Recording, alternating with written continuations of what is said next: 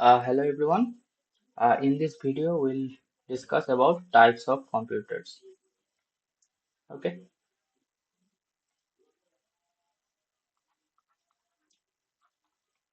types of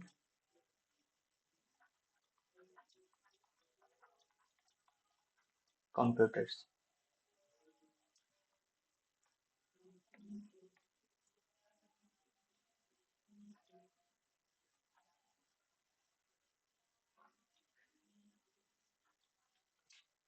Okay, so the first one is based on size. Okay, and then we have types of computer based on mechanism.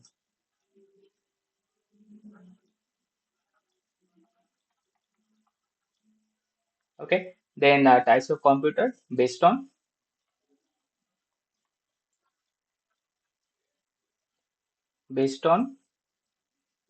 purpose. So based on size, we have four different types. The first one is microcomputer. Then we have mini computer. Then we have mainframe computer, and then we have supercomputer.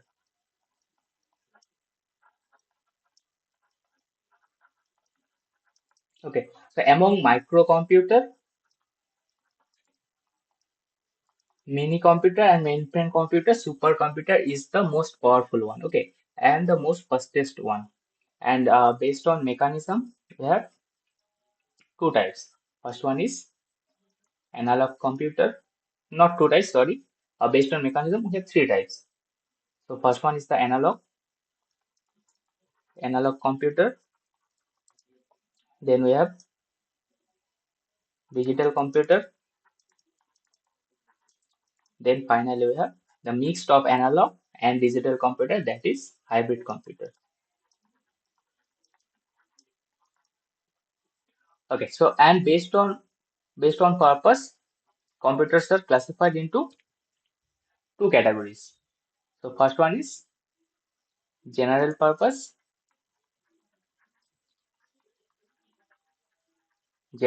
computer, and the second one is special purpose computer. Special purpose computer. Okay. Now let us describe each type of computer in detail. Okay, so the first one is microcomputer.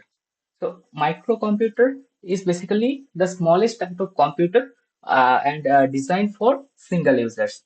Okay, so examples of microcomputers are, what are some examples of microcomputers?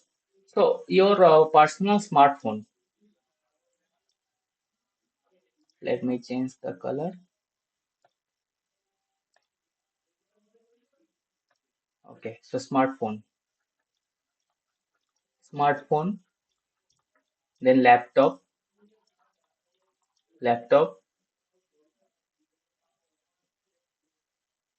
and desktop. Okay, so those are examples of microcomputers. Okay,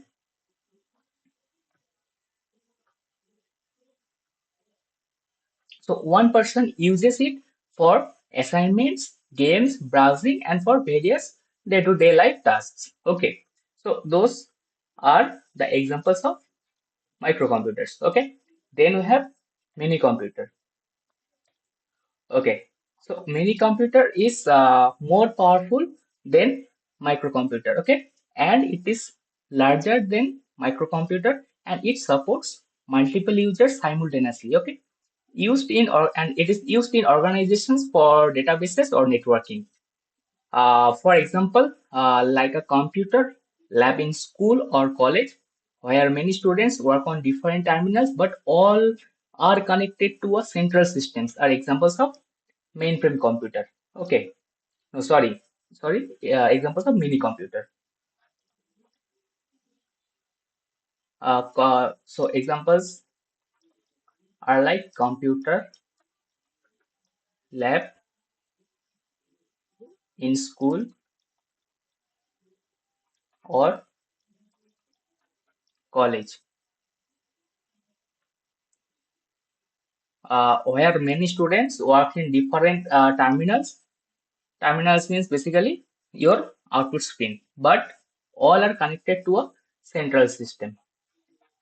Okay, means there will be so many computers, and every computer are connected with a central system or central computer. Okay, and this whole system is called mini computer. Okay, then we have mainframe computer.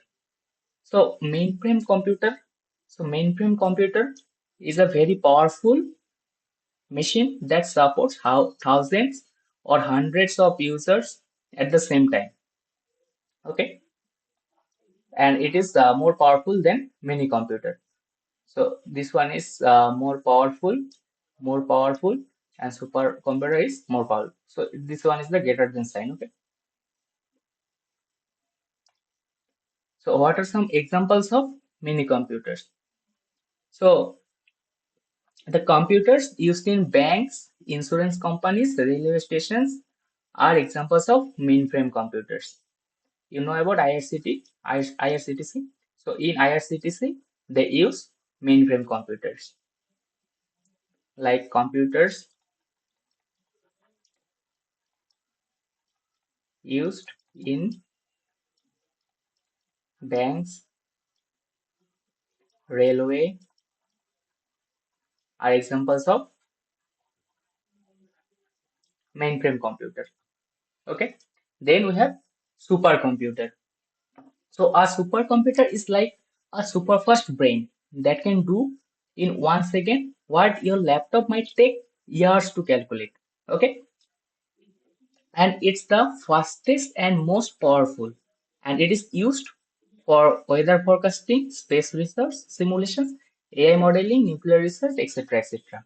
Okay, so some examples of supercomputers are like in India we have Param, Param. Okay, Param. Then we have Frontier. So it's from USA, and currently it's the fastest one. Then we have Fugaku, Fugaku. Okay, and it's from Japan.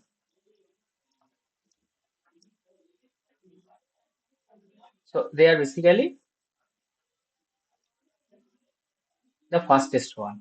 Okay, then we have analog computers. So analog computer basically works on continuous signal.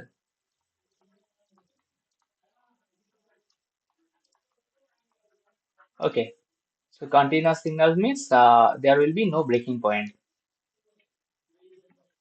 For example, examples of analog computers are speedometer, your analog watch, etc. Okay. Then we have digital computers. So digital computers works on uh, discrete signal. Discrete signal. Uh, for example, the computer that we are using in our day-to-day life are examples of digital computer. Why? Because they works on 0 and 1. Means 0 means off and 1 means on. And 0 means, so 0 means basically off and 1 means on. And 0 also means false and 1 means true. Okay, so they works on discrete values, that is 0 and 1. That's why uh, they are digital. Okay, then we have so examples of digital computers are like PC. PC. laptops, etc., etc. Then we have hybrid computers. Okay, so hybrid computers is basically the mix of analog as well as your digital computer. Okay, so examples of hybrid computers like a hospital ICU machine. Okay, the analog in ICU machines, the analog part measures heartbeat, blood pressures continuously. Okay, and the digital part stores it in the computer for doctors analyze. Okay, it's an hybrid computer. So it's basically the computer that we use in ICUs. Then we have computers based on types of computers based on their purposes. So based on their purposes, we have two types of computer. First one is general purpose and special purpose. So general purpose computers are those computers which we use in our day-to-day life. For examples, mobile phones, laptop, etc., etc. Okay, and then we have special purpose computers. So special purpose computers are those type of computers designed to perform specific tasks. So specific tasks like, for example, ATM machine, then washing machine. Okay, so you can't play game on ATM machine. Okay, and you can't play music in washing machine. So they are designed to perform some specific tasks. For example, you can perform transactions on ATM machines, and you can do wash your clothes on washing machine. Okay, but you can't do other things on a washing machine as well as in ATM machine. So this they are purpose specific. That's why they are called special purpose of computers. Okay.